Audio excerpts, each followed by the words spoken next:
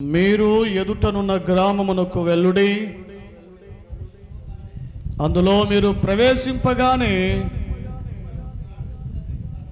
కట్టబడి ఉన్న ఒక గాడిద పిల్ల నీకు కనబడును. దాని మీద ఏ మనుష్యుడును ఎన్నడును కూర్చుండలేదు.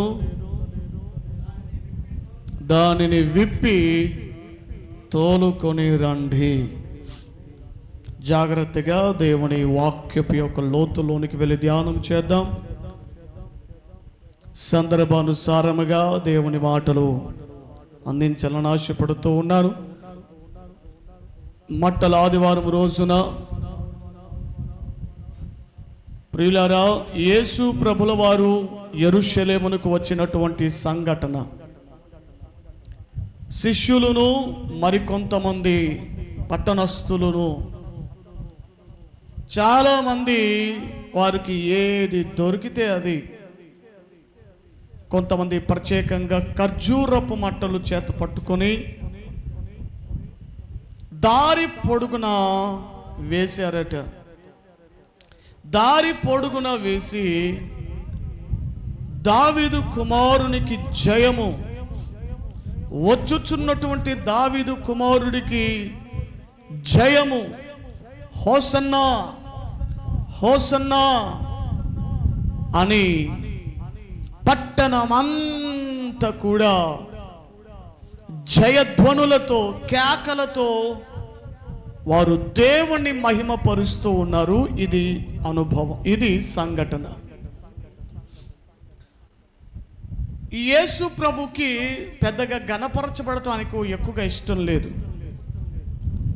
యేసు ప్రభుల వారు ఎన్నో గొప్ప కార్యాలు ప్రభు భూమి మీద చేశారు. బైబిల్ చెబుతుంది, ఆయన చేసినటువంటి కార్యమట వివరించి రాస్తే ఒక్కొక్కటి భూమి మీద ఉన్నటువంటి ఏ పుస్తకాలు కూడా సరిపోవట, ఏ గ్రంథం కూడా సరిపోవట. ఒక్కోసారి నాకు అనిపిస్తూ ఉంటుంది, యేసు ప్రభు చేసిన సేవ కేవలం 3.5 సంవత్సరాలే కదా. 3.5 సంవత్సరాల కాల వ్యవధిలో ప్రపంచమంతా కూడా భూమి మీద ఉన్న ఏ గ్రంథములు కూడా పట్టలేనంతగా అన్ని కార్యాలు ప్రభు చేశాడా? విత్ ఇన్ షార్ట్ పీరియడ్లోనే అంత గొప్ప సేవ ప్రభు జరిగించారా అని ఒక్కసారి ఒంటరిగా కూర్చొని దేవుని మాటల విధంగా దేవుని కార్యాలు ధ్యానం చేసుకుంటున్నప్పుడు నిజంగా చాలా ఆశ్చర్యం కలుగుతూ ఉంటుంది. ప్రియులారా, ఏమండి, దేవుని బిడ్డలంగా ఒంటరిగా కూర్చుంటే మనకు ఎక్కువగా ఏం జ్ఞాపకం రావాలంటే దేవుని మాటలు జ్ఞాపకం రావాలి, దేవుని వాక్యం మనకు జ్ఞాపకం రావాలి. ఏమండి, ఏమి తోచట్లేదా అంటుంటారు కదా, బోరు కొడుతుందండి, వంట పనులు అయిపోయినాయి, అన్నీ అయిపోయినాయి, ఏం చేద్దాం. మనుషులతో ముచ్చట్లు పెట్టుకుంటారు కొంతమంది, పంచాయతీలు పెట్టుకుంటారు మరి కొంతమంది, వివిధమైనటువంటి ఆ సిస్టర్ దగ్గరికి వెళ్దాం, ఈ సిస్టర్ దగ్గరికి వెళ్దాం, ఆ వ్యక్తి దగ్గరికి వెళ్దాం, ఈ వ్యక్తి దగ్గరికి వెళ్దాం, ఆ ఇంటి దగ్గరికి పోదాం, ఈ ఇంటి దగ్గరికి పోదాం, కాసేపు ఇక్కడ ముచ్చట్లు పెడదాం, కాసేపు అక్కడ ముచ్చట్లు పెడదాం. నిజమైనటువంటి దేవుని బిడ్డలైతే ఖాళీ సమయం దొరికితే వారు దేవుని మాటలు ధ్యానం చేసుకుంటూ కూర్చుంటారు. హల్లెలూయా. దేవుని మాటలు మనం ధ్యానం చేయాలి. ఎక్కడున్నా ఖాళీ సమయం దొరికిందా? ఏం పని లేదా? పని ఏమి లేదా? ఖాళీగా ఉంటున్నారా? ఎటు వెళ్ళాల్సిన ప్రయాణం ఏమీ లేకపోతే కూర్చొని చక్కగా దేవుని మాటలు ధ్యానం చేయండి. దేవుడు చేసిన కార్యాలు ధ్యానం చేయగలుగుతున్నప్పుడు క్రొవ్వు మెదడులు ఎండిన దేశములో, ఏమీ లేని ప్రాంతములలో, మిక్కిలి ఆకలిగా ఉన్నటువంటి వేళలలో కొవ్వు మెదడులు దొరికినప్పుడు తింటే ప్రాణం ఎంత తృప్తికరంగా మారిపోతుందో, దేవుని కార్యాలట, దేవుని కృపలనట మనము ధ్యానము చేస్తున్నప్పుడు మన ప్రాణము తృప్తి పొందటం ప్రారంభిస్తుంది. చూద్దాం గట్టిగా ఆమేన్, హల్లెలూయా. అన్ని గొప్ప కార్యాలు ప్రభు చేశారు. కానీ చాలా మారులు చనిపోయినటువంటి చిన్నదాన్ని లేపితే ఇదిగో ఎవరికి చెప్పమాకండి, ఎవరికి చెప్పొద్దు. కుష్ఠరోగి బాగైతే ఒక కుష్ఠరోగి ప్రభు దగ్గరికి వచ్చి, ప్రభువా నన్ను శుద్ధి చేయగలవా, నన్ను స్వస్థపరచగలవా, నీకు ఇష్టమేనా అనే రిక్వెస్ట్ చేస్తుంటే ప్రభు దగ్గరికి వచ్చినప్పుడు యేసు ప్రభు అంటారు, నాకు ఇష్టమే రా, నువ్వు స్వస్థత పడాలి బాబు, నువ్వు స్వస్థత పడాలి, నాకు ఇష్టమే అని చెప్పి వాని కుష్ఠరోగాన్ని బాగు చేసిన తర్వాత వాడు బాగైనప్పుడు ఇది ఎవరితోనూ చెప్పవద్దు అని ఖండితంగా దేవుడు ఆజ్ఞాపించాడట. ఏమండి, ఇలా ఎన్నో చోట్ల వివిధమైన దురాత్మలను ప్రభు వెళ్ళగొట్టినప్పుడు, వివిధమైనటువంటి స్వస్థత కార్యాలు ప్రభు జరిగించినప్పుడు ఇది ఎవరితో కూడా చెప్పద్దు. Don't publish these things. ఇలాంటి విషయాలు మీరు చెప్పమాకండి అని ఖండితంగా ఆజ్ఞాపించాడు. మనం టీవీలో వేసేసుకుంటాం, కొంతమంది టీవీలో వేసేసుకుంటారు. ఏది చిన్న ప్రార్థన చేసేప్పుడు చిన్న తలనొప్పి పోతే ఎప్పుడో ఈ సంవత్సరం క్రితం జరిగింటుంది, దాన్నే రిపీటెడ్గా ఫలానా పాస్టర్ గారు ప్రార్థన చేస్తే తలనొప్పి పోయింది. ఎంత గొప్ప అద్భుతం, ఎంత గొప్ప సాక్ష్యం అన్నట్టుగా రిపీటెడ్గా రివైండ్గా సాక్ష్యాలు అటు తిప్పి ఇటు తిప్పించి మళ్ళీ అన్నట్టుగా తెలియజేస్తూ ఉంటారు. హల్లెలూయా. మనం చేయాల్సింది యేసు పరిచర్య చేయాలి. యేసు పరిచర్య ఎలాంటిదంటే ఏమంటే కార్యాలు అవసరమైనవి మాత్రమే పబ్లిష్ చేయగలిగేవి, అవసరం లేనివి మాత్రమే, అంత ప్రాముఖ్యత లేనివి మాత్రమే దాచి ఉంచేటువంటి పరిచర్య యేసు ప్రభుది. ఆమేన్.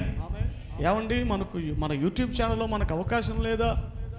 ఏమంటే ఒక్కొక్కరమ్మా మీ బ్రతుకులు దేవుడు ఎలాంటి కార్యం జరిగించాడు, మందిరికి వచ్చినప్పుడు దేవుడు మీ పట్ల ఎలాంటి కార్యం జరిగించాడు ఒక్కొక్కటి చెప్పండి, మనం యూట్యూబ్ ఛానల్ పెడదాం, సాక్ష్యాలుగా పెడదామని అవకాశం లేదా? చనిపోయినటువంటి వారిని తీసుకొచ్చి సాక్ష్యం చెప్పించలేమా? ఏమండి, మనోడి దినాన నిన్న శనివారం ఒక తల్లిగారు వచ్చారు, మన సంఘబిడ్డల ఒక తల్లిగారు. ఏమండి, మోసుకొని తీసుకురాబడ్డారు, బలిపీఠం దగ్గర పడుకోబెట్టారు. దాదాపు 15 రోజులుగా ఆమె లేవలేకపోతా ఉంది. ఆమె తనుగా విపరీతమైనటువంటి కడుపు నొప్పి, చాలా బాధించబడుతూ ఉంది. నేను శనివారం వచ్చారు, దేవుని మహాకృపను బట్టి ప్రార్థన చేసినాం. ఏమండి, ప్రార్థన చేసిన తర్వాత మరి వెళ్ళిన తర్వాత వాళ్ళు ఇస్తున్న సాక్ష్యం, ఆమె అంతటా ఆమె లేచి కూర్చుంటుందయ్యా, ఆమె పనులు ఆమె చేసుకుంటుంది, కడుపు నొప్పి లేదండి, మంచిగా అయిపోయింది, రేపు వారం సాక్ష్యంగా వస్తారంట. హల్లెలూయా, హల్లెలూయా. ఎందుకు మనకు అవకాశం లేదా సాక్ష్యాలు ఏమంటే పబ్లిష్ చేసుకోవడానికి? 1-2 మార్లు ఎన్ని సాక్ష్యాలు మనం పెట్టుకోవచ్చు అండి. అవకాశం ఉంది, మనకు చాలా సమయం ఉంది, చాలా సోర్సెస్ మనకున్నాయి. కానీ ఇది మనుషుల ద్వారా జరుగుతున్న పరిచర్య కాదు, ఇది యేసు పరిచర్య, ఇది ప్రభు పరిచర్య. ఏది పబ్లిష్ చేయాలో అది అనర్గళంగా పబ్లిష్ చేస్తాం, ఏది ప్రాముఖ్యమైనవి కావో అవి దాచివేయబడుతుంది. ఖండితంగా ప్రభు ఆజ్ఞాపించారు. ఆయన చాలా మార్లు తన్ను తాను దాచుకున్నారు, మరుగై ఉన్నారు. కొంతమంది గణపరచడానికి వస్తే ఆ సమాజంలో తప్పించుకొని తిరిగాడట, తప్పించుకొని వెళ్ళాడట. ఎక్కడ వీరు నన్ను గణపరుస్తారో, ఎక్కడ వీరు నా పేరును బయటకు తీసుకుని వస్తారని తప్పించుకొని దాచబడ్డాడు, మరుగైపోయాడట. అది యేసయ్య మనసు. మనకేమో మన మనసు ఏమో రివీల్ అవ్వాలి. పాట పాడినా, పని చేసినా, ఏది చేసినా అందరు నన్ను గుర్తించాలి, పాస్టర్ గారు నన్ను గుర్తించాలి, విశ్వాసం నన్ను గుర్తించాలి, ప్రజలు నన్ను గుర్తించాలి, నేను ఎంత చేస్తున్నాను, నా ఇంట్లో వాళ్ళు నన్ను గుర్తించాలి, నాకు మంచి అవార్డు ఇవ్వాలని తాపత్రయపడుతూ ఉంటారు. హల్లెలూయా. ఒక మాట చెప్పనా, ఈ లోకములో మనం ఏ ఘనత పొందినా అది లోకం వరకే ఆగిపోతుంది.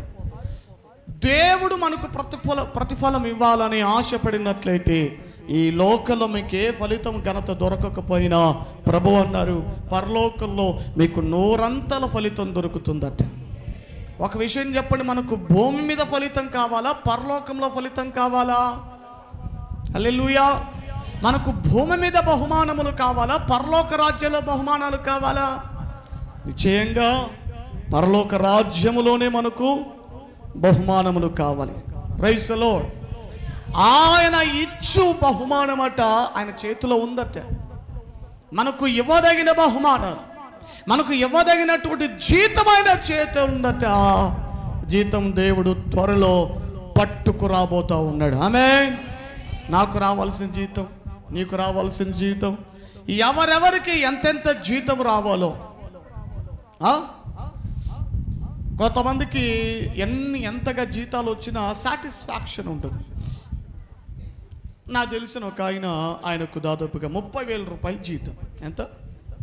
30,000 రూపాయలు జీతం. ఆయన ఒకసారి కనబడి మాటల సందర్భముగా, సార్ బాగున్నారా, ఎలా ఉన్నారండి అని పలకరించి మాట్లాడుతున్నప్పుడు, ఏం బాగున్నామండి, ఏమిటో శాలరీ మాకేం సరిపోవట్లేదు అంటున్నారు. వారు ఏంటి 30,000 రూపాయలు శాలరీ సరిపోవట్లేదట. అయ్యి బాబోయ్, ఆ 30,000 మనకే వచ్చింటే నెలకు ఎక్కడో చోట కూటాలు పెట్టుకుంటూ పోయింది. ఆ 30,000 ఏదో మనకే నెల కానుకల రూపంలోనూ దశంభాగం రూపంలోనూ నెల మీద 30,000 వచ్చింటే ఎక్కడో చోట కూటాలు పెట్టుకుంటూ పోయిందిగా. లేకపోతే ఏదో ఒక మందిరం విషయంలో కొదువలు తీర్చేసింది కదా. ఏమండి, ఇప్పుడు మందిరానికి చాలామంది వస్తున్నారు, ఒక్కొక్కరిని అప్పుడప్పుడు అడుగుతూ ఉంటే, అన్న మీ జీతం ఎంతన్నా అంటే, జీతంతో తెలుసుకోవడం ద్వారా నేను ఏం చేసేది ఏం లేదు. లేకపోతే మీ జీతాలు తెలుసుకొని మీ దగ్గర నుంచి దశంభాగం రాబట్టడానికి కాదు. మీరు మీ జీతాలతో తృప్తిగా ఉన్నారా, ఎలా లైఫ్ స్టైల్ని ఎలా కొనసాగిస్తున్నారు, ఇంట్లో ఖర్చులు అవి సరిపోతున్నాయా లేదా అని తెలుసుకోవటానికి ఒక సేవకునిగా నాకు ఆ బాధ్యత ఉంది, తెలుసుకుంటాను. ఏమన్నా కొంతమందిని అడుగుతూ ఉంటాను, అమ్మా ఎంత మీ జీతం ఎంత? ఇంట్లో ముగ్గురు ఉంటే కొన్ని ఇళ్లలో ముగ్గురు పనులకు వెళ్తారు. ఏమండి, ఇద్దరుంటే ఇద్దరు పనులకి వెళుతూ ఉంటారు. కొన్ని కంపెనీలలోకి అని ప్రైవేట్ జాబులు చేసే వాళ్ళు ఉన్నారు, వ్యాపారాలు చేసుకునే వాళ్ళు ఉన్నారు. వాళ్ళు అడుగుతూ ఉన్నప్పుడు వాళ్ళు చెప్పి, అయ్యా మీరు మొత్తానికి ముగ్గురు ఉన్నారు కదా, ముగ్గురు సంపాదిస్తున్నారు కదా, మరి ముగ్గురికి మీకు జీతాలు ఎంత అండి? మీరు మొత్తానికి నెలకు ఎంత సంపాదిస్తున్నారంటే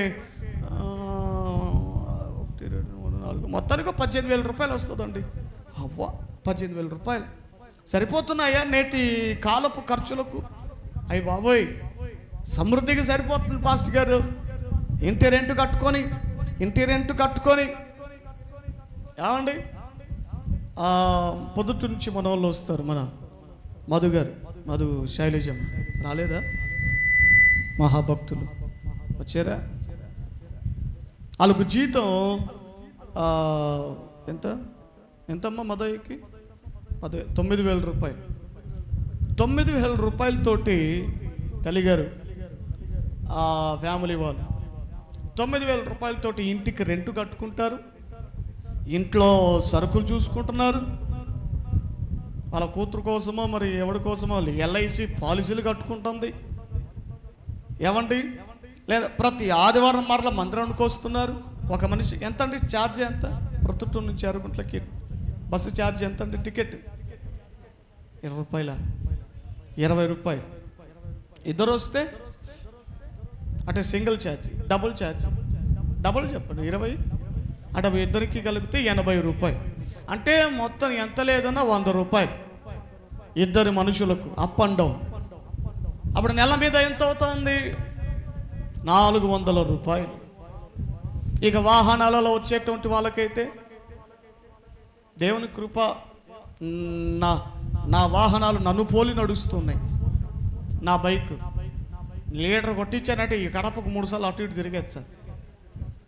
లీటర్కి 75 కిలోమీటర్లు వచ్చింది. మీ బైకులకి ఎవరికైనా వచ్చిద్దమ్మా?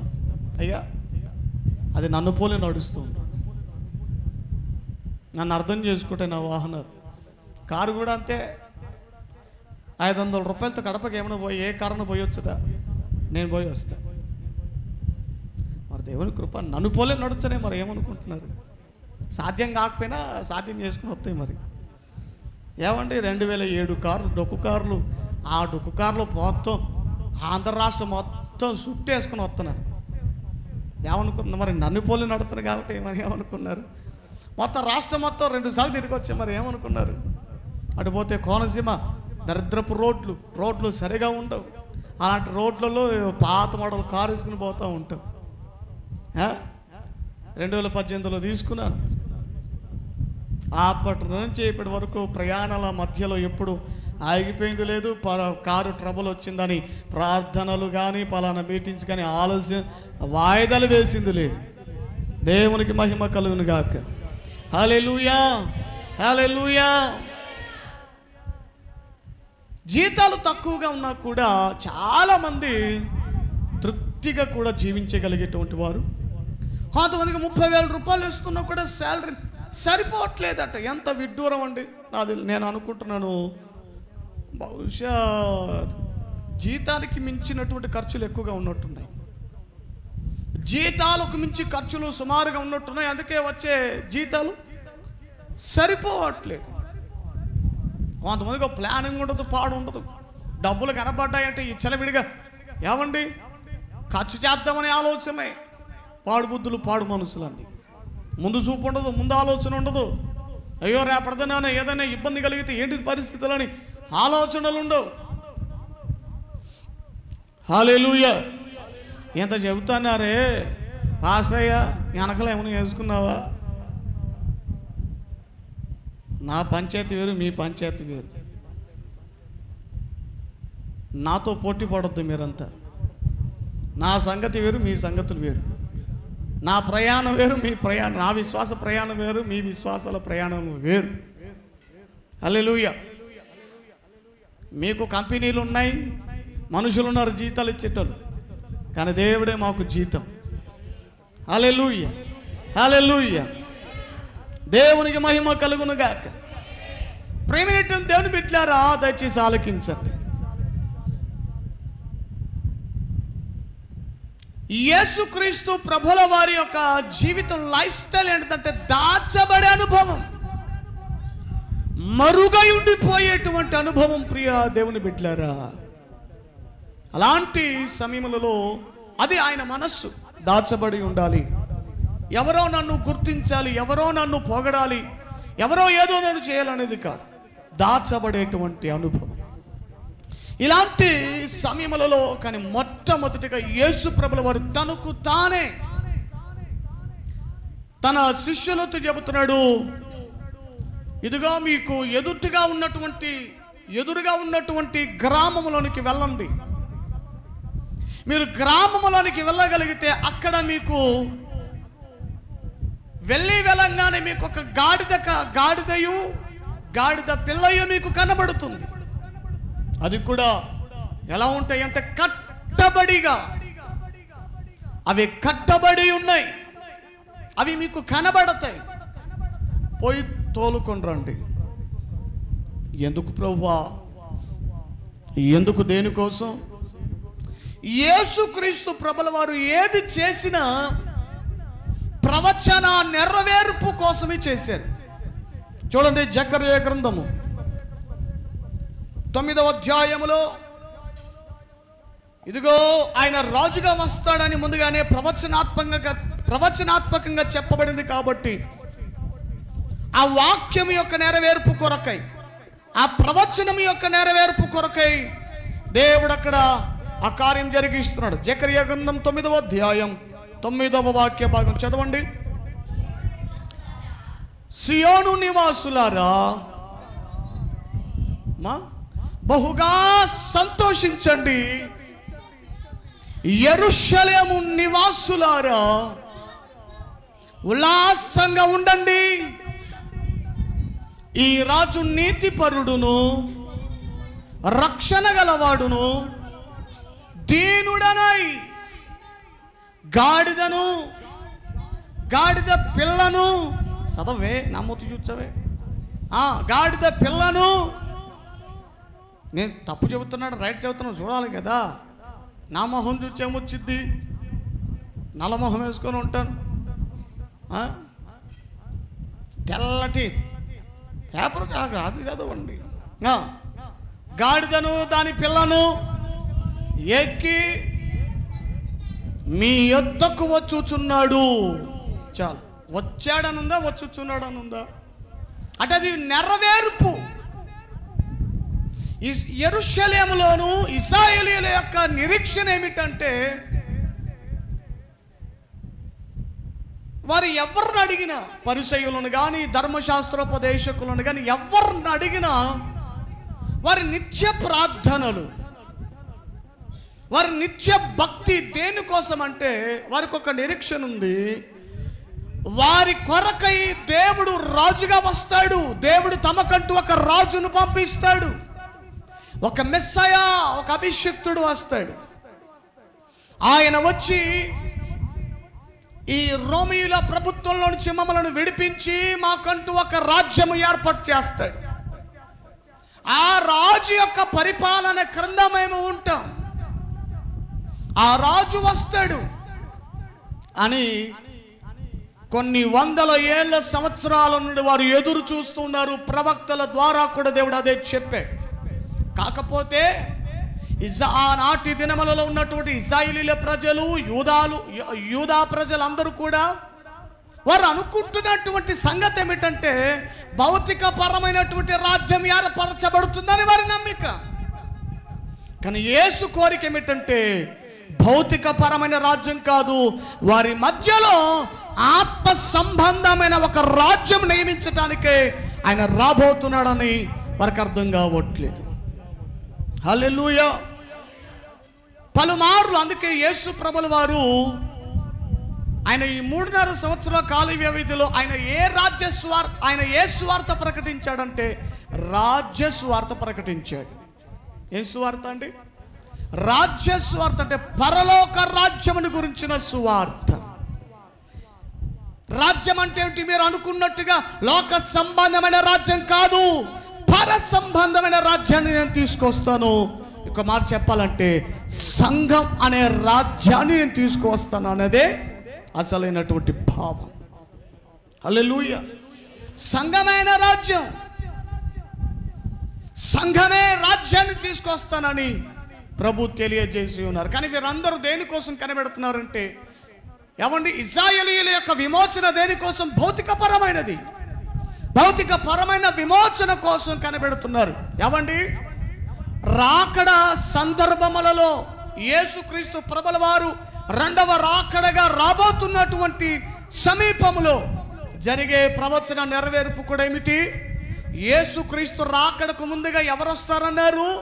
అంత్యక్రీస్తు వస్తాడు. అంత్యక్రీస్తు వాడే యేసునని చెప్పుకొని వస్తాడు. ఈ ప్రపంచంలో ఏమండి, ప్రపంచంతో ఇప్పుడు మనకు ఒక రాష్ట్రానికి ఒక ప్రభుత్వం, దేశానికి ఒక ప్రభుత్వాలు ఉన్నాయి. కానీ వాడొచ్చినప్పుడు కానీ కొంతమంది స్కాలర్స్ ఏం చెబుతున్నారంటే ఆల్రెడీ వాడు అంత్యక్రీస్తు అనబడిన వాడు ఎప్పుడో వచ్చేసాడు. కాకపోతే వాడు ఇప్పుడు మరుగై ఉన్నాడు. వెనుక నుండి వాడు తన పనులన్నీ జరిగిస్తున్నాడు. ఒక కాలం వస్తుంది, ఒక రోజు వస్తుంది, వాడు బయలుపరచబడే రోజు వస్తుంది. వాడు బయలుపరచబడేటువంటి రోజు వచ్చినప్పుడు వాడు ఏం చేస్తాడు తెలుసా? ప్రపంచమంతటి ప్రభుత్వాలను ఏకం చేస్తాడు. మతములను ఒకటే చేస్తాడు. అన్ని మతాలు ఒకటే. చూస్తున్నాం కదా, రోమన్ క్యాథలిక్ వారిని ప్రపంచం ఏది అనదు, ప్రభుత్వం వారిని ఏమీ అనదు. రోమన్ క్యాథలిక్ వాళ్ళు కూడా ఏమని నమ్ముతారంటే మతాలన్నీ ఒకటే, మతాలన్నీ ఒకటే. ఏమండి, మతాలన్నీ ఒకటే, మనుషులందరూ ఒకటే, దేవుళ్ళందరికీ ఒకటే అని చెప్పే విపరీతమైన మోసములోనికి ప్రపంచాన్ని నడిపిస్తారు. One world and one religion, one world, one rule, one king, one religion. ఇదే అంత్యక్రీస్తు వాడి యొక్క ప్రథమ ఉద్దేశం.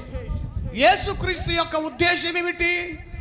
తన రాజ్యం స్థిరపరచాలని. సాతానుగాడు కూడా తన అంత్యక్రీస్తును పంపించి ఎవడి ఈ లోకంలో ఏది స్థాపించాలని?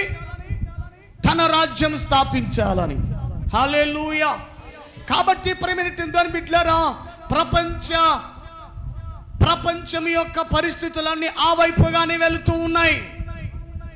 మీరు గమనించగలుగుతున్నారో లేదో, నేనైతే దేవుడు నాకు ఇచ్చిన ప్రత్యక్షతను బట్టి నేను అర్థం చేసుకుంటున్నది ఏమిటంటే, ఒకప్పుడు జరుగుతున్నంతగా స్వస్థత కార్యాలు ఇప్పుడు జరగట్లేదు.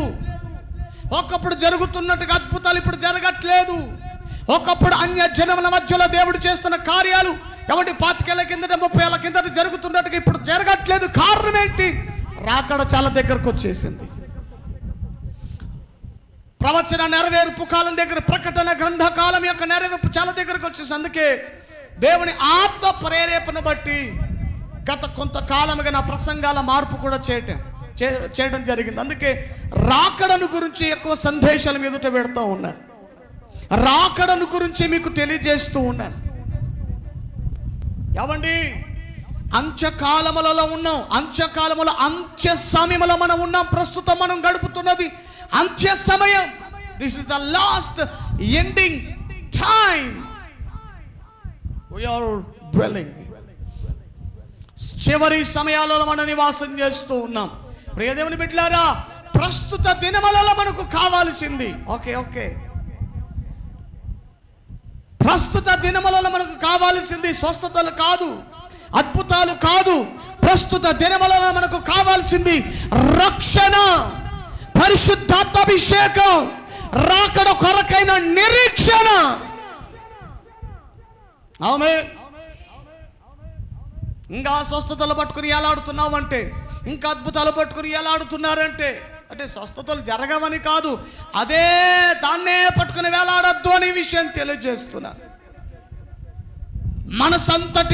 మనసంతటి మీద దేవుని రాకడ రాబోతా ఉందన్న నిరీక్షణను స్థిరపరచుకోనండి. బైబిల్లో యూఫ్రటీస్ నది ఎండిపోతుందని వాక్య ప్రకటన గ్రంథంలో సెలవిస్తుంది. అదే యూఫ్రటీస్ నది ఏమండి ఒక దేశంలో ఎండిపోయింది.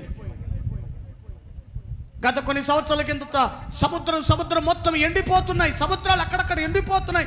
ఎందుకు ఎండిపోతున్నాయో, ఎలాగో ఎండిపోతున్నాయో ఎవరి శాస్త్రవేత్తలకు అంతు చిక్కటం లేదు. కానీ అది బైబిల్ చెబుతుంది, అది ప్రవచన నెరవేర్పు కాదు.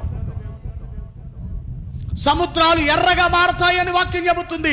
3-4 సంవత్సరాల కిందట జరిగిన విషయం అదే. సముద్రం ఒక చోట ఎర్రగా మారింది. హల్లెలూయా, హల్లెలూయా. దయచేసి మనము లోకల్ ప్రభుత్వ విషయాల కదా మనము పరిగణనలోకి తీసుకోవాల్సింది. ప్రపంచవ్యాప్త వార్తలు దయచేసి గమనించాలి. ప్రపంచవ్యాప్తంగా వార్తలు ఏమిటి, మానవ మనుగడ ఏ విధంగా ముందుకు సాగిపోతూ ఉంది. సరే, విషయాలనే అవి కాదు. యేసు ప్రభు ప్రవచన నెరవేర్పు కొరకై యెరూషలేములోనికి రాజుగా రావాలి అనే ప్రవచన నెరవేర్పు ఉంది. కాబట్టి ఆయన ప్రవచన నెరవేర్పులో భాగముగా, వాక్యం యొక్క నెరవేర్పులో భాగముగా ఆయన రాజుగా యెరూషలేములోనికి చివరిసారిగా అడుగు పెడుతూ ఉన్నాడు. స్తోత్ర. యెరూషలేములోనికి అదే మొదటిసారి రాజుగా అడుగు పెట్టడం, అదే చివరిసారిగా. ఆయన హృదయంలో ఉన్న తపన వాక్యము నెరవేరాలి. వాక్యం యొక్క నెరవేర్పు నాలో కనబడాలి. ఏమండి, ఈ రోజుల్లో మన జీవితంలో ఉన్నాయా? దేవుని మందిరానికి వస్తూ ఉన్నాం, దేవుని సన్నిధికి వస్తూ ఉన్నాం, చాలా వాక్యాలు వింటూ ఉన్నాం, చాలా ఉపదేశాలు మీరు వింటూ ఉన్నారు. ఎంతవరకు వాక్యానుసారంగా వాక్యం యొక్క నెరవేర్పు మీ జీవితంలో ఉంటా ఉంది? వాక్యం యొక్క నెరవేర్పు ఎంతవరకు మీ జీవితంలో కనబడుతూ ఉంది? ఎంతమంది వాక్యానుసారంగా బ్రతుకుతున్నారు? ఎంతమంది వాక్యానుసారంగా జీవించగలుగుతున్నారు? యేసు ప్రభుల వారు ప్రవచనం యొక్క నెరవేర్పుగా యెరూషలేములోనికి అడుగు పెట్టాలన్న కోరికతో తన శిష్యులతో చెబుతున్నాడు, మీరు ఎదురుగా ఉన్న గ్రామంలోనికి వెళ్ళండి. ఎదురుగా ఉన్న గ్రామంలోనికి వెళ్ళండి. ఎదురుగా ఉన్నటువంటి గ్రామంలోనికి వెళితే అక్కడ మీకు కట్టబడి ఉన్నటువంటి గాడిద పిల్లయు మీకు కనబడుతుంది. దాన్ని తోలుకొని రండి అని అంటే శిష్యులు బయలుదేరి ఎదుటగా ఉన్నటువంటి గ్రామంలోనికి వెళ్ళి తమకు కనబడినటువంటి గాడిద పిల్లను, వాటికి ఉన్నటువంటి కట్లను, త్రాళ్ళను విప్పివేసి తీసుకుని వస్తూ ఉన్నారు. ఇక్కడ మనం ఒకసారి గమనించాలి. కట్లను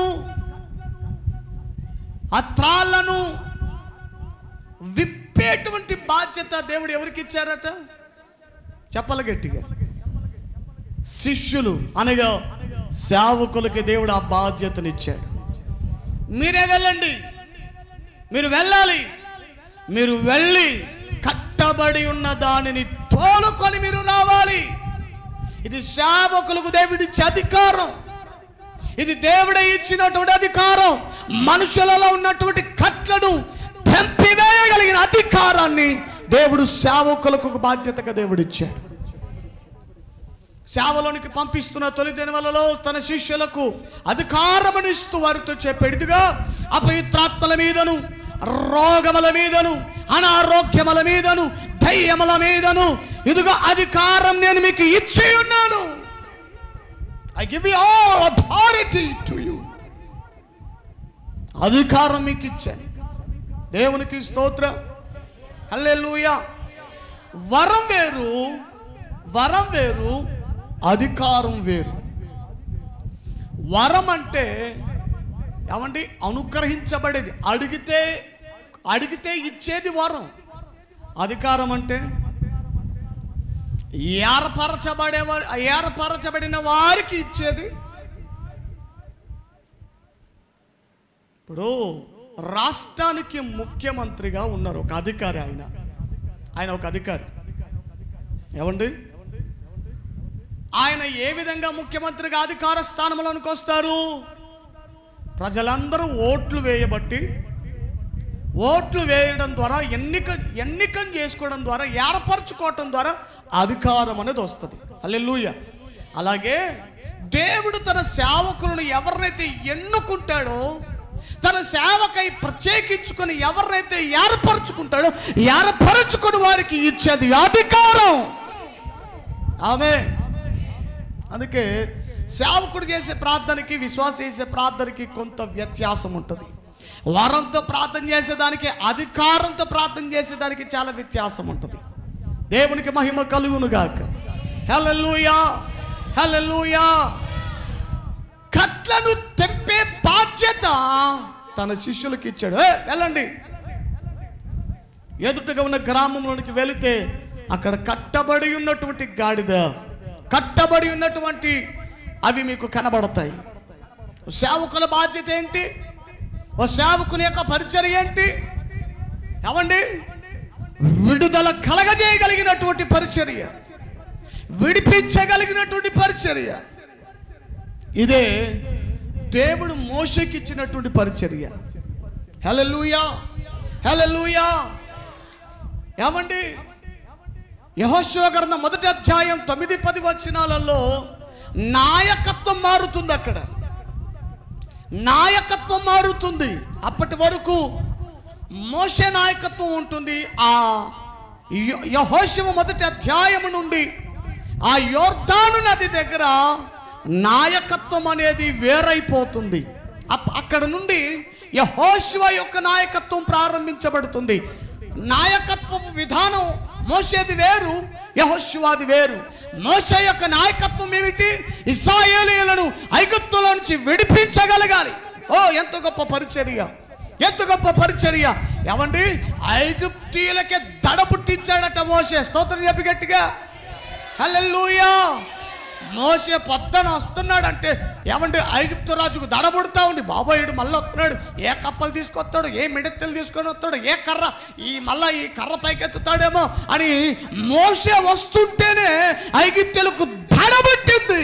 అక్కడ నిర్గమకాండలో చెబుతుంది, ఐగుప్తు దేశంలోనట మహాఘోష పుట్టిందట, అరుపులు.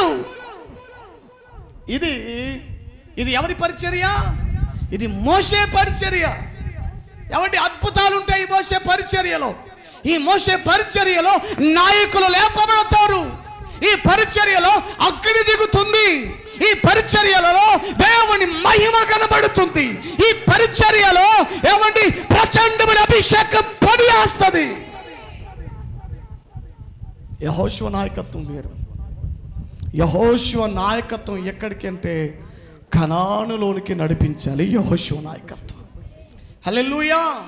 మోషే నాయకత్వం ఏంటంటే ఐగుప్తుల నుంచి ప్రజలను విడిపించాలి, ఆ కట్ల నుండి విడిపించాలి, ఆ బానిసత్వం నుంచి విడిపించాలి. ఆమె నా మట్టుకు ఏమంటే సేవకునిగా నా బాధ్యత ఏంటంటే సంఘ బిడ్డలు ఎవరెవరు ఏ విధమైనటువంటి కట్లలో ఉన్నారో, ఏ విధమైనటువంటి బంధకాలలో ఉన్నారో, ఏ బానిసత్వంలో ఉన్నారో, దేవుడు నాకు ఇచ్చిన అధికారాన్ని బట్టి, వాక్యాన్ని బట్టో, ప్రార్థనను బట్టో, ఉపదేశములను బట్టో మిమ్మల్ని ఏ విధము చేతనైనా సరే లోకమనబడిన కట్ల నుండి, పాపపు అనుభవాలు అనబడిన సంఖ్యల నుండి విడిపించే రాజ్యానికి మిమ్మల్ని చేర్చగలగాలి. ఎలాగైనా ఉపవాస ప్రార్థనలు పెట్టైనా, నరగొట్టైనా, తిట్టైనా, కొట్టైనా, ఏటైనా సరే మిమ్మల్ని విడిపించాలి, రిలీజ్ చేయించాలి, డెలివరెన్స్ ఇప్పించాలి. స్తోత్రం, హల్లెలూయా. అన్నిటికీ పైగా లోకములో నుండి సేవకుడు సంఘ బిడ్డలను వేరు చేయాలి. లోకానికి ఇంకా కట్టబడి ఉన్నావా? ఇంకా లోక పద్ధతులు, ఇంకా లోక ఆచారాలు. ఏమండి పెళ్ళిళ్ళు పెట్టుకుంటే, ఏమంటే ఏదైనా కార్యక్రమాలు పెట్టుకుంటే అన్యుడు కూడా అంతగా చేయడు. ఏమండి మనమంద చేస్తుంది చాలా. ఏమండి కోలు గోయడాలు. రీసెంట్గా ఒక మ్యారేజ్కి వెళ్తే పెళ్ళి కొడుకు చేయాలయ్యా ప్రార్థన చేయడానికి రమ్మన్నారు. ప్రార్థన చేయడానికి వెళ్తే ఆల్రెడీ అంత అయిపోయింది. రాకముందే పెళ్ళి కొడుకుని చేసి పడేశారు, రాకతలకి మొత్తం పనులను చేసి పడేశారు. అన్నీ అయిపోయిన తర్వాత అక్కడ మేము ప్రార్థన చేసి, ఇంట్లో ప్రార్థన చేసి కారు ఎక్కుతా ఉన్నాం, వస్తా ఉన్నాం. ఈలోగా ఆ పెళ్ళి కొడుకు ముందు ఏం చేశారంటే ఒక మేకపోతుని తీసుకొచ్చి కసకస గొంతు కోసి రక్తం అక్కడ ఒలికించేశారు. అది చూసినప్పుడు నాకు ఒక్కసారిగా ఒళ్ళు చాలా అసహ్యం అనిపించింది. చూసేసరికి మనసు ఏమో ఉండబట్టలేకుంది. ఎందుకు ఈ పనికిమాలలో ఇలాంటి పనులు చేశారు? ఏంటి ఏంటి ఏంటి ఒకసారి హౌస్ విజిటింగ్, లాస్ట్ టైం ఒకసారి హౌస్ విజిటింగ్కి వెళ్ళాం. గృహదర్శనం పోయినప్పుడు ఉండబట్టేకుంది. అయ్యా మీరు విశ్వాసులు, ఎప్పటి నుండో మీరు దేవుని బిడ్డలు, మీకు వాక్యం తెలుసు, అయినా ఇలాంటి పనులు చేశారేమిటి? న్యాయం ఉందా, బుద్ధి ఉందా అని మనసులో ఉన్నదంతా కక్కేశారు. పెట్టుకోలేదు, మనసులో ఏది పెట్టుకోను, ఏదన్నా తేడా వస్తే అడగడం తప్ప. అది నా కళ్ళతో చూస్తే మాత్రం వెంటనే కాదులేండి, సమయం చూసుకుంటా. దేనికైనా నేను వెనక ముందు ఆలోచిస్తాను, సమయం చూస్తాను, సందర్భం చూస్తాను. వెనక అటు ఇటు చూసి మోసేలాగా అటు ఇటు చూసి మనిషిని కప్పెట్టాడు. అటు ఇటు చూస్తా, ఎవరు లేరు, వీడు ఫీల్ అవ్వడు, లేదా అదవడు ఇదవడు అని అనుకుంటే అప్పుడు మొత్తం ఓపెన్ అప్ అవుతాను. వాళ్ళు ఉన్నారు, ఏమయ్యా నీకు బుద్ధి లేదా, తెలివి లేదా, ఇంట్లో ఇలాంటి పనులు చేశారేమిటి? ఎప్పటి నుంచి అడగాలనుకుంటున్నాను, సమయం దొరికింది కాబట్టి అడుగుతూ ఉన్నాను, ఏమిటి మీరు చేసింది అని అంటే వాళ్ళు అన్నారు, పాస్టర్ అయ్యా బంధువులండి, పనికిమాలండి, ఎంత చెప్పినా వినలేదండి, వాళ్ళండి బంధువులు. మరి నువ్వు చెప్పకపోయావా? నువ్వు చెప్పకపోయి నువ్వు పిలిచే కదా పెళ్ళికి వచ్చింది, నువ్వు చెబితే ఆగిపోతారుగా. పెళ్ళికి ఏమన్నా పెళ్లి ఖర్చులకు ఏమన్నా మీ బంధువులు ఎవడన్నా ₹1 ఇచ్చాడా? లేదండి. పూల దండకన్నా ఎవడన్నా ₹10 ఇచ్చాడా? లేదండి. ఖర్చులన్నీ నీదాయే, భారం అంతా నీదాయే, ప్రయాసం అంతా నీదాయింది. మరి మధ్యలో ఈ బంధువుల పెత్తనం ఎక్కడి నుంచి వచ్చింది నీకు? ఈ బంధువుల రుబాబ్ ఎక్కడి నుంచి వచ్చింది మీకు? ఎదురు చూస్తున్నాను. సంఘ బిడ్డలు ఎవరైనా వివాహ కార్యక్రమం పెట్టుకుంటే స్టార్టింగ్ మొదలుకొని పెళ్ళి అయిపోయే వరకు అంత ప్రార్థనతోనే ముగించుకునేటువంటి విశ్వాసులు ఎవరైనా ఉన్నారా అని చూస్తున్నాను. ఎవరు చూసినా మా బంధువులండి, మా బంధువులండి, మా బంధువులండి. సిగ్గులేదు ఆ మాట చెప్పడానికి కొంతమందికి.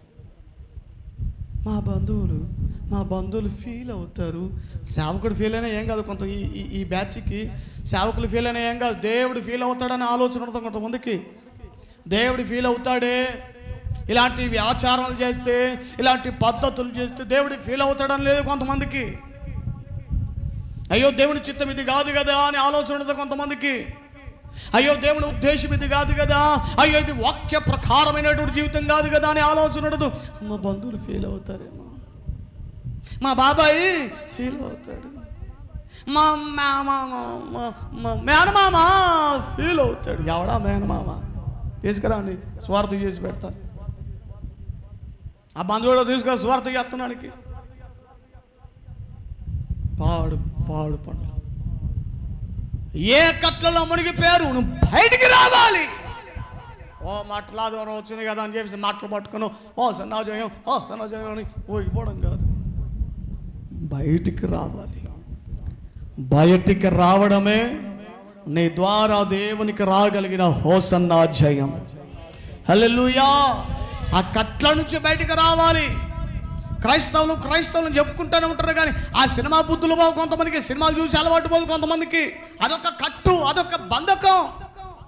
నువ్వు ఎప్పుడు బయటకు వస్తావు? క్రైస్తవులను చెప్పుకుంటూనే ఉంటారు, ఎవడి దారి పొరుగున ప్రతోడితో గొడవలు పెట్టుకుంటూ ఉంటారు. క్రైస్తవులను చెప్పుకుంటూనే ఉంటారు, ఇంకా సీరియళ్ళు చూస్తూనే ఉంటారు. క్రైస్తవులను చెప్పుకుంటూనే ఉంటారు, ఇంకా ఆ ఆకు ఒక్కలు, ఇంకా సిగరెట్లు, ఇంకా ఆ పాడు అలవాట్లు, ఇంకా పరికి మాలిన విషయాలు, పరికి మాలినటువంటి చేష్టలతోనే నడిపించబడుతూ ఉంటారు. నా బయటికి రావాలి. నువ్వు బయటకు వచ్చాయి. శిష్యులతో ప్రభు చెప్పారు, కట్టబడి ఉంటాయి, తోలుకొండ్రా. అప్పటి వరకు యజమాని ఒకడే, ఇప్పుడు యజమాని నేనుగా ఉండబోతున్నాను. స్తోత్ర. ఇప్పుడు యజమాని చేంజ్ అవుతున్నాడు. చేంజ్ అయ్యాడు మీ జీవితంలో. మీ జీవితంలో యజమాని మారాడా? బైబిల్ చెబుతుంది, ఎవడును ఇద్దరి యజమానులకు దాసుడుగా ఉండనేరడట. ఆ సందర్భంలో చెప్పుకుంటూ ఏమండి, సిరికిని దేవునికిని దాసులుగా ఉండనేరరు. అంటే కొంతమంది జీవితాల్లో దేనికి యజమానులు? ఎవరంటే యజమాని డబ్బు. కొంతమందికి యజమాని డబ్బు, కొంతమందికి ధన వ్యామోహం, కొంతమందికి ఏమండి ఐక విచారాలు, వాంఛలు, ఆశలు, ఏమండి పదవుల ఆశలు, ఈ లోక సంబంధమైన పేరు ప్రఖ్యాతులు అనబడిన యజమానులు మీలో ఉంటున్నారు, ఏలుబడి చేస్తున్నారు. సామెతల గ్రంథము 3వ అధ్యాయం చెబుతుంది, ఆయన అధికారమునకు ఒప్పుకోవాలట. Surrender his authority, surrender his governance. ఆయన అధికారమునకు లోబడిపోవాలి.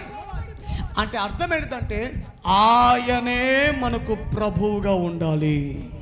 యెషయా గ్రంథములో జనాలు కొంతమంది రోధిస్తున్నారట, అయ్యా నీవు కాక వేరే ప్రభువులు మమ్మల్ని ఏలేరు ప్రభు అని కేకలు వేస్తున్నారట. చూడండి యెషయా గ్రంథం. ఎవరికైనా దొరికితే తీసి వెంటనే నాకు సహాయం చేయండి, చిన్న ఆశా చాక్లెట్ ఇస్తాను మీకు.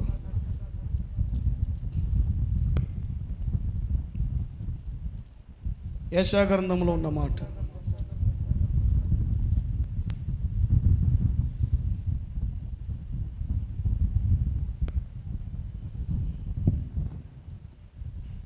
దొరకలేదా? దొరకపోతే విడిచిపెట్టండి, దొరికితే చదవండి. అదే అధ్యాయమో ఎన్నో వచ్చిన. దేవునికి మహిమ కలుగును గాక. చదవం గట్టిగా హల్లెలూయా, హల్లెలూయా. అక్కడ కొంతమంది జనాలు అరుస్తున్నారట, ప్రభువా నీవు గాక వేరే ప్రభువులు. ప్రభు అంటే ఏమిటి? ఏలు వాడిని ప్రభువులు అని అంటారు. అధికారముగా చేసేవారిని ప్రభువులు అంటారు. ఇప్పుడు నీవు ఏ అధికారం క్రింద ఉన్నావు? ఏ అధికారం క్రింద ఉన్నావు? ఈ రోజు నుంచి నీ పై యజమాని చేంజ్ అవ్వాలి, ఓనర్ మారిపోవాలి. ఆమేన్.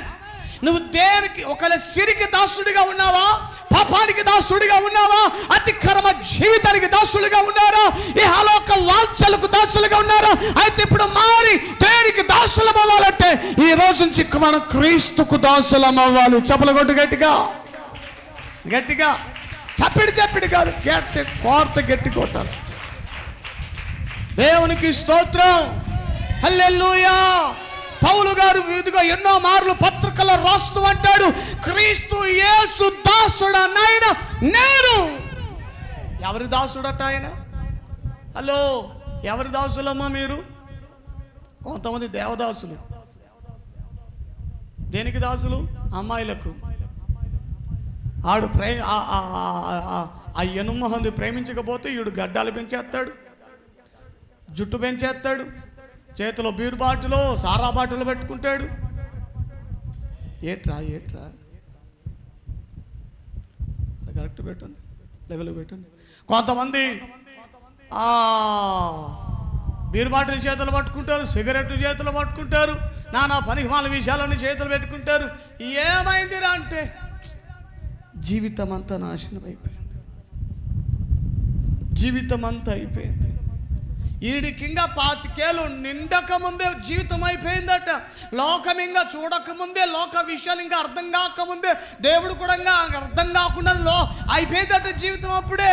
ఏది ఒక అమ్మాయి రిజెక్ట్ చేసిన దాన్ని బట్టి. కొంతమంది ఎనుమొహాలు అమ్మాయిలు ఎలాంటి వాళ్ళు అంటే డబ్బులుంటే పలకరిస్తారు. ఎంతమంది యవనస్తులు పెద్దగా లేరు కాబట్టి నేను పెద్దగా చెప్పట్లేదు, ఎక్కువగా ఉంటే కొంచెం సాగదీసింది. అందరూ పెళ్ళైన బ్యాచ్లు ఎక్కువగా ఉన్నారు. ఏమండి, డబ్బులుంటేనే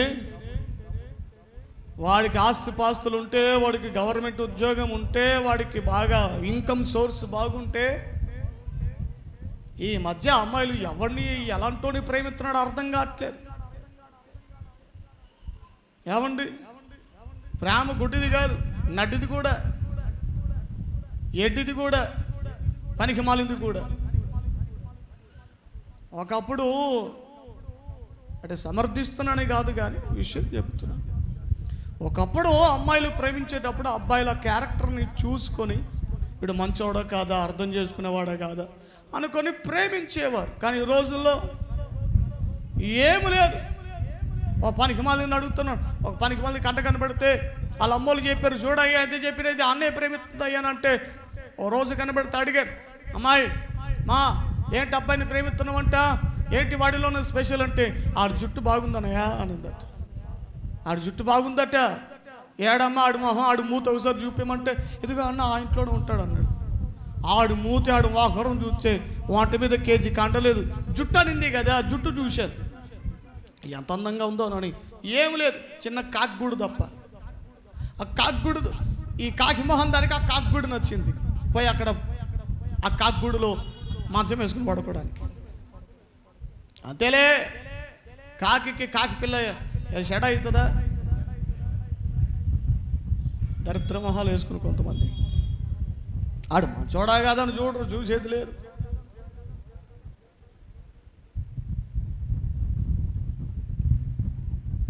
దేవునికి స్తోత్రం, హల్లెలూయా. మీరు ఎవరి అధికారం క్రింద ఉన్నారు? మరి ఎవరి అధికారం క్రింద ఉన్నా యేసు నామమున యజమాని ఈ రోజు నుంచి మారాలి. హల్లెలూయా. మన పై ఉన్నటువంటి అధికారం ఈ రోజు నుంచి ఇంకా మారిపోవాలి. ఆమేన్. శతాధిపతి అంటాడు యేసు ప్రభువు, అయ్యా నేను సహా అధికారమునకు లోబడిన వాడినయ్యా. చెప్పకనే చెబుతున్నాడు కదా, నీ అధికారానికి నేను లోబడుతూ ఉన్నాను. ఆమేన్.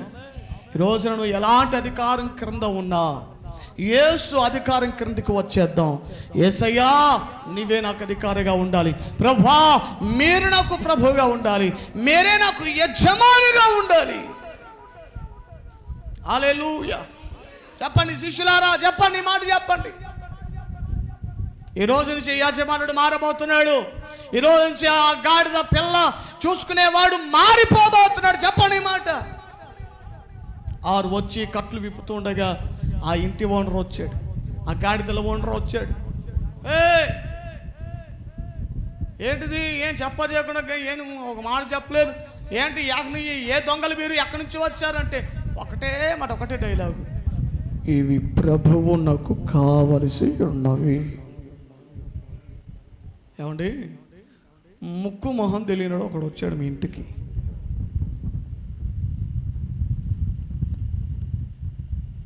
మీ ఇంట్లో ఏది ఉంది బాగా ఎక్స్పెన్సివ్, బాగా విలువైంది ఏముందండి మీ ఇంట్లో? విలువైంది ఏముంది? బాగా విలువైంది. కొన్ని కారు ఉందని అనుకుందాం, కారు ఉంది. నాలంటాడు ఎవడో వచ్చి చెప్ప చేయకుండా కారు ఆన్ చేసి తీసుకోవడానికి రెడీగా ఉంది. ఈలోగా మీరు బయటకు వచ్చేసారు.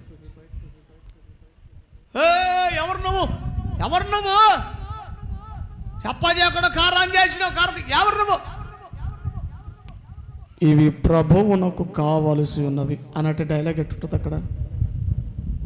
ఒకసారి నార్మల్గా ఆలోచించండి. ఒకసారి ఎవడో దొంగడు వచ్చాడు ఇంటికి, రాత్రి మీ ఇంట్లో ఉన్న సామాను మొత్తం తీసుకుపోతున్నాడు. ఎలాగో దొరికి ఎవరు ఒకటి ఇవి మా ఓనర్కు కావలసి ఉందన్నట్టు ఎట్టుంటుంది? ఎవరు రారా, మీ ఓనర్ ఎవరు నేను చూపిస్తా రారా అని చెట్టు కట్టేసి ఎడంకాతో ఈగచి తండ్రు కదా. కానీ చిత్రమైన విషయం, నేను ఉదయం ఇదే ధ్యానం చేస్తూ ఉంటే నాకు భలే అనిపించింది. ఇది ప్రభువునకు కావలసి ఉన్నవని చెప్పిన వెంటనేనట ఓకే అది తీసుకుని వెళ్ళిపోండి. మారు మాట కూడా చెప్పలేదట ఆ ఫస్ట్ ఓనరు, ఆ గాడిదల ఇంటి యజమాని. నేను ఆలోచిస్తున్నాను, ఎందుకు చెప్పలేదబ్బా ఇతను, ఎందుకు చెప్పలేదు? ఈయన గురించి నా పెద్ద విషయాలు ఏం రాయబడలేదు కదా, ఈయన ఎందుకు చెప్పలేదు, ఆటంకం ఎందుకు చేయలేదు అంటే పరిశుద్ధాత్ముడు నాకు తెలియజేసిన విషయం ఏంటంటే, ఇతనికి జకర్యా గ్రంథం 9వ అధ్యాయం 9వ వచనం తెలుసు. ఈయనకు ఒక ప్రత్యక్షత ఉంది. ఏమిటి? వస్తాడు, మమ్మలను ప్రాణిసత్వంలో నుంచి ఈ రోమా సైనిక ప్రభుత్వంలో నుంచి విడిపించగలిగిన మా రాజు త్వరలో వస్తాడు, ఆయన గాడిద పిల్ల మీద ఎక్కుతాడు, ఆ రాజు సాత్వికుడే వస్తాడన్న నిరీక్షణ ఎవరికి ఉంది చెప్పండి? వాడికి ఉంది. అందుకే ప్రభు కరెక్ట్గా అడ్రస్ చేశాడు. స్తోత్రం. కరెక్ట్గా అడ్రస్ చేసి, ఊర్లో చాలా గాడిదలు ఉంటాయి కానీ ఆ గాడిదలు ఉన్నవాడి ఇంటికి వెళ్ళండి, ఆ గాడిదలు నాకు కావాలి. స్తోత్రం. వాడు మారు మాట్లాడకుండా ఇవి ప్రభువుకు కావాలి అని చెప్పిన వెంటనే ఓకే రాజు వచ్చేసాడా, స్తోత్రం నేను కూడా రాబోతున్నాను చెప్పేసి వాటిని వెంట వదిలిపెట్టేశాడు. దేవునికి ఇవ్వటం ప్రారంభించారు. స్తోత్రం. ఏమండి, వాడు ఆ రోజున ఆ వ్యక్తి గాడిదలు ఇచ్చారు. ఈ పగల కాల సమయాన నువ్వు దేవునికి ఏమి ఇచ్చావు? నువ్వు దేవునికి ఏమి ఇచ్చావు? నీ హృదయం ఇచ్చావా? నీ బ్రతుకు ఇచ్చావా? నీ జీవితాన్ని ఇచ్చావా? నీ విలువైనటువంటి సమయాన్ని ప్రభుకి ఇచ్చావా? ఏమిచ్చావు? ఇంకో అద్భుతమైన విషయం అక్కడ లోకాసు వార్తలో ఆ మాట చెప్పి ఇప్పుడు అసలైన ధ్యానంలోనికి వద్దాం. ఇది నేను చెప్పాలనుకున్న విషయం. ఇది 19వ అధ్యాయం 30వ వచనంలో దేవుడు ఆ గాడిద పిల్లనే కోరుకోవడానికి గల కారణం ఏంటిదంటే, అక్కడ కారణం రాయబడుతుంది చూడండి 30వ వచనం.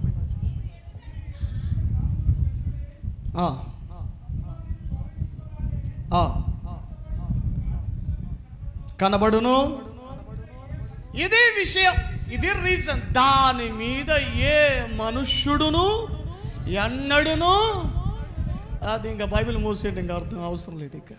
స్తోత్ర. దాని మీద ఏ మనుష్యుడును ఎప్పుడును, ఫ్రెష్గా ఆడిదా, ఏ బరువులు మోయలేదట, ఏ బరువులు మోయలేదు, ఏ మనుష్యుడు దాని మీద లేడు, ఏ మనిషి యొక్క అధికారం క్రింద లేదది. ఇది దేవునికి కావాల్సింది. ఏ మనుషుడు, హల్లెలూయా, ఇది దేవునికి కావాల్సింది. ఆమేన్. ప్రభు కావాల్సింది ఒక ప్రతిష్ఠితమైన జీవితం. ఆమేన్. కొంతమంది అడుగుతూ ఉంటాను కదా, అయ్యా బాప్తిసం ఎప్పుడు తీసుకుంటావు? మరి నాన్న బాబు బాప్తిసం ఎప్పుడు తీసుకుంటావు అంటే, ఇప్పుడు ఎందుకండి వాడికి బాప్తిసం అవసరం లేదండి. కొంతమంది దృష్టిలో బాప్తిసం ఎప్పుడు అంటే, ఎప్పుడు 50 ఏళ్ళ తర్వాత, 60 సంవత్సరాల తర్వాత, 70 సంవత్సరాల తర్వాత, అన్నీ అనుభవించేసిన తర్వాత, అన్నీ చూసేసిన తర్వాత, పాపములన్నీ అనుభవించేసిన తర్వాత, ఎప్పుడో ముసలితనకు వచ్చిన తర్వాత ముసలిది బాప్తిసం తీసుకుంటుంది. నాకు ముసలోళ్ళకి బాప్తిసం ఇవ్వడానికి ఇష్టం ఉంటుంది. ఎందుకు? అయిపోయింది కాబట్టి, అన్నీ చూశారు. ఇంకా వాళ్ళు బాప్తిసం తీసుకుంటే ఏంటి, తీసుకోకపోతే ఏంటి? ఏమండి, వాళ్ళు బాప్తిసం తీసుకుంటే ఏంటి, బాప్తిసం తీసుకోకపోతే ఏంటండి? అన్నీ చూసేశారు కదా, అన్నీ అనుభవించేశారు, అన్నీ అయిపోయినాయి. ఇంకా అన్నీ అయిపోయిన తర్వాత, అందుకే చూడండి హిందువుల్లో కొంతమంది ముసలి వయసులో తీర్థయాత్రలకు వెళ్తారు. ఎక్కడికి వెళ్తారు? ఎక్కడికి తీర్థయాత్ర అంటే ఎక్కడికి? ప్రొద్దుటూరు నుండి రాయల్ కౌంటర్కి,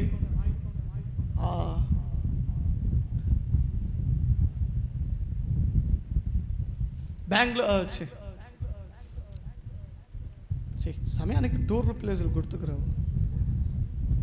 ఇవి కాదు తీర్థయాత్రలు అంటే. ఏమిటి తీర్థయాత్రలు అంటే? వాళ్ళ దేశంలో కాశ్మీర్ మొదలుకొని కన్యాకుమారి వరకు ఎక్కడెక్కడ గుళ్ళు గోపురాలు ఉన్నాయో మొత్తం సర్ది కట్టుకొని బట్టలు పెట్టేసుకొని అటు నుంచి ఇటు వరకు ఉన్న గుళ్ళు మొత్తం తిరిగేస్తారు. ఎందుకు తిరుగుతారు ఎవరికైనా తెలుసా? వయసులో చేసిన పాపాలన్నీ గుళ్ళు తిరిగి పోగొట్టుకోవడానికి. ఇది విషయం. వయసులో మొత్తం మోసాలు చేసేసి ఉంటారు, అన్యాయం చేసేసి ఉంటారు. కాబట్టి అన్యాయాలతో అక్రమాలతో ఇల్లులు కట్టేసుకొని ఉంటారు.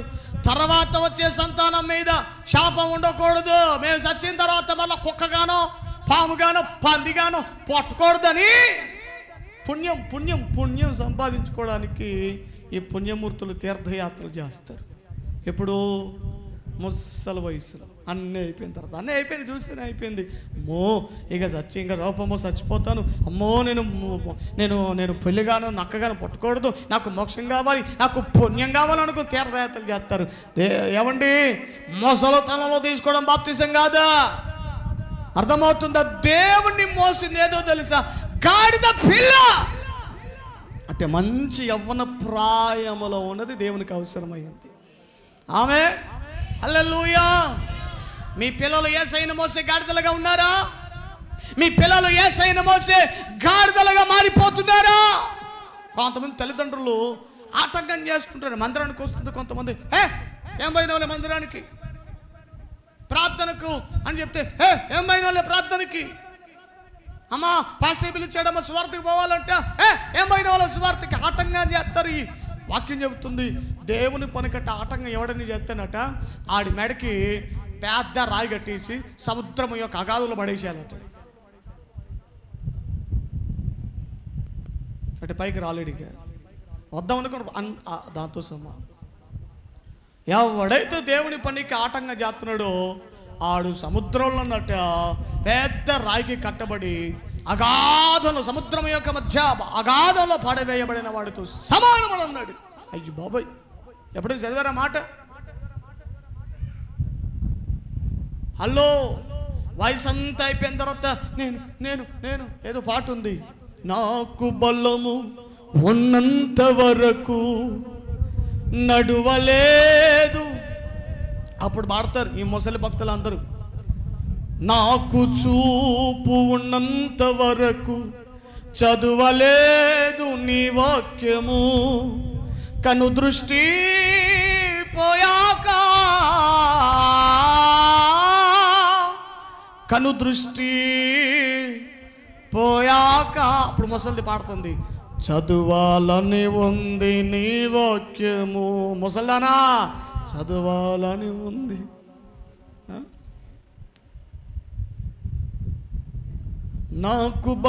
నాకు స్వరము ఉన్నంత వరకు పాడలేదు ప్రభు గీతము. ఇప్పుడు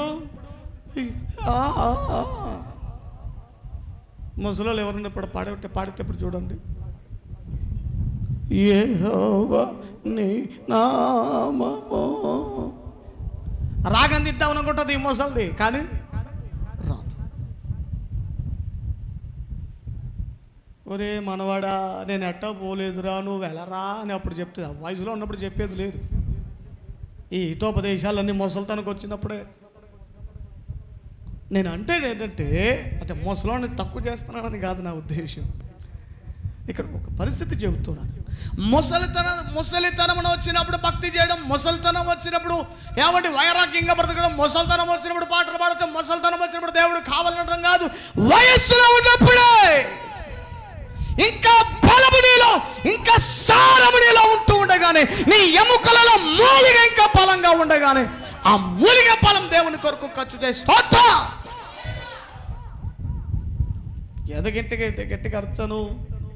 ఒక వయసు వచ్చినప్పుడు అరిచే వయసు అర్థం అనుకున్న వయసు సహకరించే కాబట్టి ముందుగానే అరుచుకోవాలి. మరి ఆమేన్.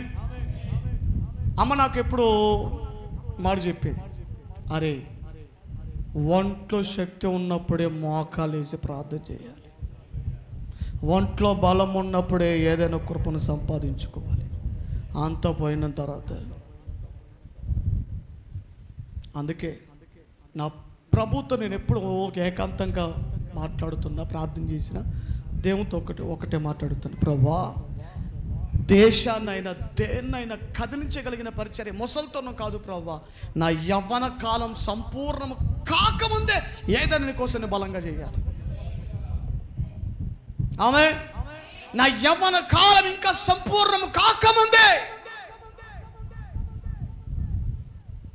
కొన్ని పట్టణాలు తిరిగేయాలి. ఇదిగో ఇంతమందికి నేను సువార్త ప్రకటన చేయాలి. యవ్వన కాలంలో ఏం చేసావురో కృపాడు నువ్వు నన్ను అడిగినప్పుడు, ప్రభా ఇది నేను చేయగలిగాను అని ప్రభు ఎదుట నేను ధైర్యంగా సాక్ష్యం ఇవ్వగలిగాను. అందుకే ఈ ఉపవాస ప్రార్థనలు, ఒక వయసుకు వచ్చినప్పుడు ఉపవాస ప్రార్థనలు చేయలేను, ఒక వయసుకు వచ్చినప్పుడు నలగొట్టుకోలేను, ఒక వయసుకు వచ్చినప్పుడు గ్యాస్ ట్రబుల్ అవుతారో నాకు తెలుసు. నా దేహం గురించి నాకు తెలుస్తూ ఉంది. రానున్న దినములలో నా దేహ పరిస్థితి ఎలా ఉంటుందో నాకు తెలుసు, ఎలాంటి అనారోగ్యం వస్తుందో నాకు తెలుసు, ఎలాంటి పరిస్థితులు రాబోతుందో నాకు తెలుసు. అందుకని ఆ ప్రత్యక్షత నాకుంది కాబట్టి యమనకు ఇంకా నా ఒంట్లో బలం ఉండగానే ప్రభు ఎదుట నలగొట్టుకోగలుగుతున్నాను. బలం ఉంటూ ఉండగానే దేవుని సన్నిధిలో ఎంత నలగొట్టుకోవాలో, ఎంత బలహీనం కావాలో అంత బలహీనమైపోతున్నాను. ఎందుకంటే అప్పుడు అవ్వాలనుకున్న కాను కాబట్టి. మనమందరం దేవుని కొరకు ఒక గాడిద పిల్లగా మారాలి. ఆ గాడిద పిల్ల మీదట ఎవడును, ఏ మనుష్యుడును ఎక్కలే. ఇది దేవునికి కావాల్సింది. ఫ్రెష్ దేవునికి కావాల్సింది అర్పించుకుందాం. ఇంకా మీకు బలం ఉంటుండగానే, ఇంకా మీకు శక్తి ఉంటుండగానే పాపాలు వద్దు, పాపపు జీవితం వద్దు, వైరాగ్యంగా బ్రతకండి. పాపం విషయంలో పోరాడుతూ వైరాగ్యంగా బ్రతకండి. ఒక రోషంతో క్రైస్తవ జీవితం అంటే ఇదా ఈ విధంగా బ్రతకాలి అన్న రోషముతో దేవుని కొరకు బ్రతకటం ప్రారంభించండి. ప్రభువుకు నువ్వు కావాలి, మర్చిపోవద్దు.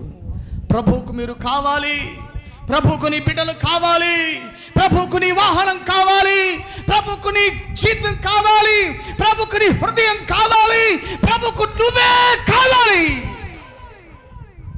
నువ్వు కావాలి దేవుని కొరకు. ఆయన కోరుకుంటున్నాడు నువ్వు కావాలని. నువ్వు ఆయనకు సమర్పించుకుంటావో లేదో నీ చేతుల్లోనే ఉంది. నేను వస్తాను ప్రభు, నేను ఉంటాను ప్రభు, నీ కొరకు నేను నిలబడతాను ప్రభు, రోషంగా భక్తి చేస్తాను ప్రభు అని సమర్పించుకుంటే మీకు అందరి కోసం చిన్న ప్రార్థన చేస్తాను. అందరూ